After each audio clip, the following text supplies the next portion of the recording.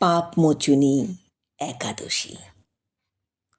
দোল পূর্ণিমা এবং চৈত্র নবরাত্রির মাঝের একাদশী হল পাপমোচনী একাদশী।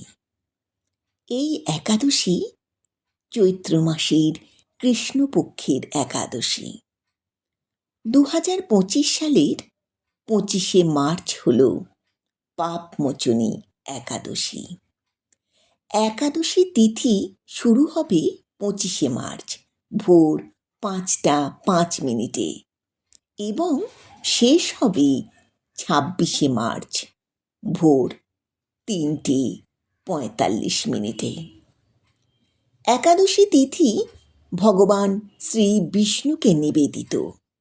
সেই হিসেবে পাপমোচনী একাদশীর দিন ভগবান শ্রী বিষ্ণু এবং মাতা লক্ষ্মী দেবীর পুজো করা হয়। নিষ্ঠা ভরে পাপমোচনী একাদশীর ব্রত পালন করলে জ্ঞাত ও অজ্ঞাত সারে করা সমস্ত পাপ দূর হয়। মৃত্যুর পর মোক্ষ লাভ হয়। পূর্বপুরুষেরা স্বর্গ লাভ করেন। ব্রহ্মহত্যার মতো গুরুতর পাপ থেকে মুক্তি পাওয়া যায়। জীবনে আধ্যাত্মিক, মানসিক ও বৌদ্ধিক শক্তি বৃদ্ধি পায়। চিন্তাভাবনায় স্বচ্ছতা আসে। ভগবান শ্রী বিষ্ণুর ঐশ্বরিক আশীর্বাদ লাভ করা যায়। এই দিন ওং নমো ভগবতে বাসুদেবায় মন্ত্র জপ করা হয়। ভাগবত পুরাণে বর্ণিত এই শক্তিশালী মন্ত্রটি দেবর্ষি নারদ ধ্রুব মহারাজকে দিয়েছিলেন। ভগবান শ্রীকৃষ্ণ যুধিষ্ঠির এবং অর্জুনকে পাপমোচনী একাদশীর গুরুত্ব ও তাৎপর্য ব্যাখ্যা করেছিলেন। আবার লোমশ মুনি একবার সম্রাট মান্ধাতাকে পাপমোচনী একাদশীর কথা ও উপকারিতা বর্ণনা করেছিলেন।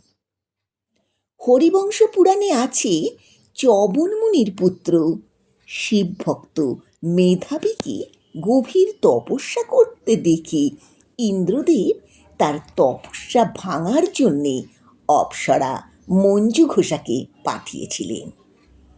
অপ্সরার সুরেলা কণ্ঠে মেধাবীর ধ্যান ভঙ্গ হয়। মেধাবী তপস্যা ছেড়ে মঞ্জু ঘোষার সঙ্গে বিলাসিতার জীবন কাটাতে শুরু করেছিলেন।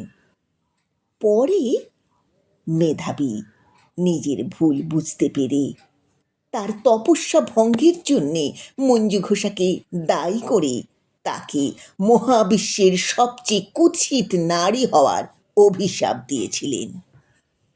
পরে মঞ্জু ঘোষা মেধাবী ঋষির কাছে ক্ষমা চাইলে ঋষি তাকে পাপমোচনী একাদশী ব্রত পালন করতে বলেছিলেন। আবার মেধাবী ঋষিও পিতার কাছে গিয়ে অনুতপ্ত হয়ে তাঁর কৃতকর্মের কথা বললে চ্যবন মুনি তাকে নিষ্ঠা ভরে পাপমোচনী একাদশীর ব্রত পালন করতে বলেন। মেধাবী ঋষি পাপমোচনী একাদশীর ব্রত পালন করে সমস্ত তপস্যার ফল ফিরে পেয়েছিলেন।